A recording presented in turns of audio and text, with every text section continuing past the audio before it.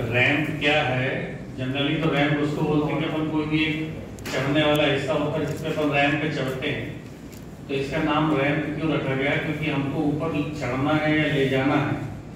Are से है raising. Raising मतलब किसी भी चीज को अपलिफ्ट करना, उठाना, ठीक है ना। रेजिंग एंड एक्सेलरेटिंग, जैसे बाइक को, कार को एक्सेलरेटर देते हैं ना, तो गाड़ी की स्पीड बढ़ती है, आगे को बढ़ती है। तो पहले उसको उठाना और फिर उसको एक्सेलरेट करना।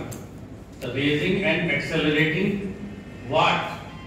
MSME performance, micro small medium enterprises की परफॉर्मेंस को अपलिफ्ट करना और उसको एक्सेलरेट करना।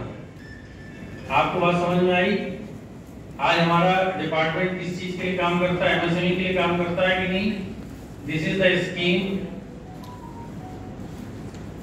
जो government of India, ministry of MSME के द्वारा डिजाइन की गई है। इसको बोलते हैं अपन raising and accelerating MSME performance. ये स्कीम क्यों बनाई गई? क्योंकि कोविड के बाद ये देखा गया कि न केवल मध्य प्रदेश बल्कि पूरे इंडिया के अंदर एमएसएमई का स्ट्रक्चर काफी ज्यादा नीचे चला गया है, गिर गया है। और सरकार क्या देखती है कि 5 इयर्स प्लान बनते हैं, नीति आयोग की नीतियां बनती हैं, वो काहे पे बनती हैं? क्योंकि Indian economy, Indian GDP based है एग्रीकल्चर इकोनॉमी पे, और सेकंड नंबर पे आता है एमएसएमई। अपने यहाँ इंडिया की इकोनॉमी का बेस क्या है? अपनी इंडिया की इकोनॉमी का बेस है एग्रीकल्चर और एमएसएमई। तो कोविड के बाद जो एमएसएमई की परफॉर्मेंस में गिरावट आई, उसको देखते हुए गवर्नमेंट ऑफ इंडिया की मिनिस्ट्री ने वर्ल्ड बैंक के साथ मिल करके इनको ग्रो अप करने के लिए, बूस्ट अप करने के लिए, इसकी परफॉर्मेंस को एक्सेलरेट करने के लिए ये रैंप स्कीम बनाई, ताकि हर राज्य के अंदर इस स्कीम के थ्रू एमएसएमई के डेवलपमेंट के लिए, एमएसएमई को अपलिफ्ट करने के लिए, एमएसएमई के प्रमोशन के लिए बहुत सारे वर्टिकल पे काम किए जाए। वो सारे वर्टिकल अभी आपको एक एक करके बताए जाएंगे, जिसमें आपके रूटीन कार्य ज्यादा है। सबसे ज्यादा रूटीन काम है जो आप एमएसएमई में करते हो, डिपार्टमेंट में बैठ के करते हो। तो यह एक वर्ल्ड बैंक फंडेड स्कीम है जिसको भारत सरकार ने सभी राज्यों में लॉन्च किया है। आपको ये जानकर बड़ी खुशी होगी और आप लोगों को भी जानकर ये बड़ी खुशी होगी कि मध्य प्रदेश जब इस स्कीम का शुरुआत कैसे हुई। इस स्कीम को मध्य प्रदेश में लॉन्च करने के लिए सबसे पहले एक एसआईपी तैयार किया गया। एसआईपी मतलब कि इस योजना को लागू करने के लिए आप कैसे काम करेंगे, उसके लिए एक सिस्टमैटिक इन्वेस्टमेंट प्लान कि पारंपरिक तौर पर किस किस फील्ड में क्या क्या काम किस तरीके से करना है, इस सिप को तैयार करना था पहले। तो जब मध्य प्रदेश में हमारे एमएसएमई के डायरेक्टरेट ने, हमारे डिपार्टमेंट ने, हमारे इंडस्ट्री के लोगों ने सपोर्ट के साथ एक सिप तैयार किया, तो भारत सरकार के अंदर एक प्रोविजन ये था कि जो भी 5 राज्य, देश के जो भी 5 राज्य सबसे पहले अपना सिप भारत सरकार में सबमिट करेंगे, उनको प्रिविलेज मिलेगा, हम उसको ज्यादा फंड देंगे, उनको ज्यादा वेटेज देंगे। और इस बात पे एक क्लैपिंग होना चाहिए कि Madhya Pradesh is the state which is incorporated in 5 states within ministry.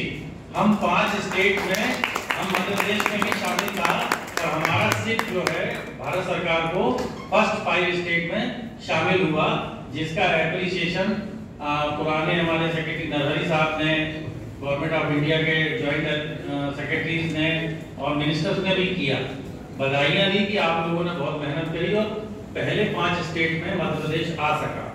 और हमने वहां पर आने से हमें ये फायदा हुआ कि इस प्रोग्राम के लिए हमको 105 करोड़ रुपए मध्य प्रदेश को सैंक्शन भी हो गए। 105 करोड़ रुपए इस स्कीम में मध्य प्रदेश के लिए सैंक्शन हुए हैं।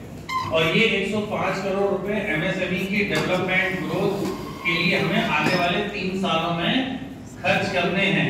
इसके अंदर डीटीआईसी का भी स्ट्रेंथनिंग होना है, डीटीआईसी के एम्प्लॉइज की भी स्ट्रेंथनिंग होनी है, हेड ऑफिस की भी स्ट्रेंथनिंग होनी है, और इंडस्ट्री की तो होनी ही है। तो आप लोग ये समझिए कि इसके कितने सारे बेनिफिट्स हैं। इसमें भारत सरकार का जो सपोर्ट है लगभग 2300 करोड़ का है, एंड रिमेन सपोर्ट जो है वो वर्ल्ड बैंक का है। इसमें हमारे 12 वर्टिकल हैं जो अभी एक एक करके आपको एलोबरेट करके बताए जाएंगे। इसलिए मेरा अनुरोध है आपसे, इस कार्यक्रम को एक एक चीज को ध्यान से देखें, सुने, नोट करें, पॉइंट डिस्कस करें, क्वेश्चन करें, जो समझ में नहीं आया उससे बात करें, और साथ साथ हमारे जो भी कंसर्निंग लोग हैं उनका कांटेक्ट नंबर लें, हमारा कांटेक्ट नंबर लें। और इस अभी आपके जिले में जब ये प्रोग्राम रेगुलरली चालू होंगे, क्योंकि 3 साल चलने हैं, तो 3 साल में जिलों में इन प्रोग्राम को आपको कराना है।